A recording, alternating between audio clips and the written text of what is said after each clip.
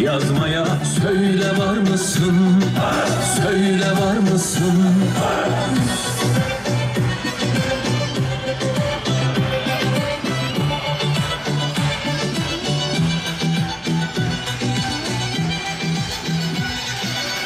Hedef yaşta vurmaya, nefrete karşı durmaya, Yunusça dünya kurmaya söyle var mısın?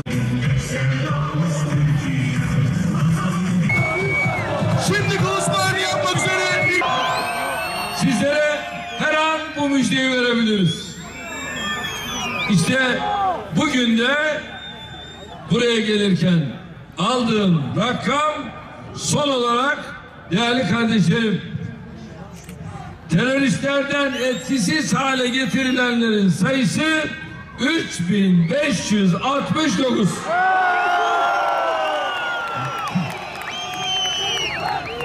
Biz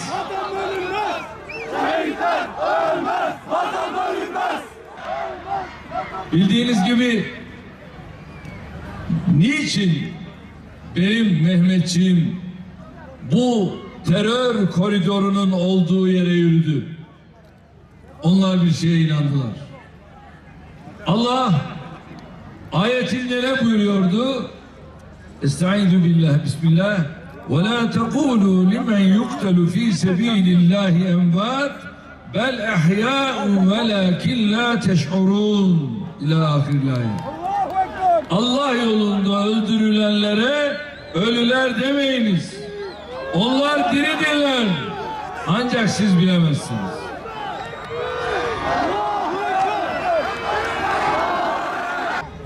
Verdik buralara geldik.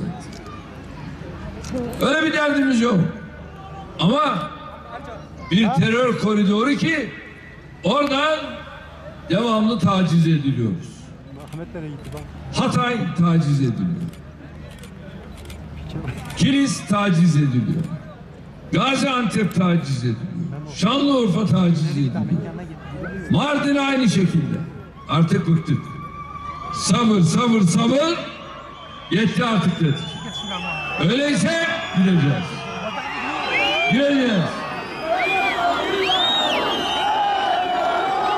Bir an önce istiyoruz ki evlerine dönsünler. Onlara elimizden gelen her türlü desteği verdik, veriyoruz, vereceğiz. Eğitim, sağlık bu noktada her türlü desteği verdik, veriyoruz, vereceğiz.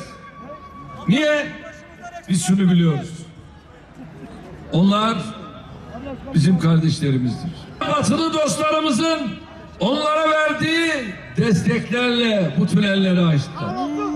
Ve bu tünellerde kamyon gidebiliyor. Kamyon!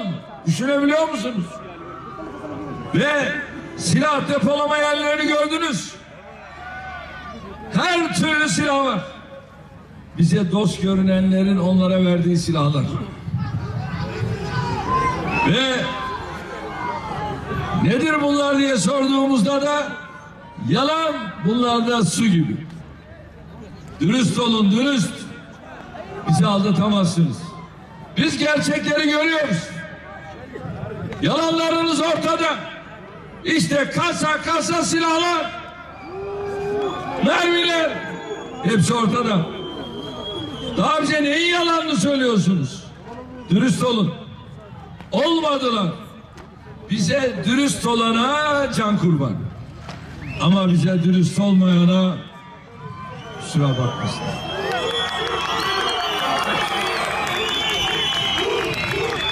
Ve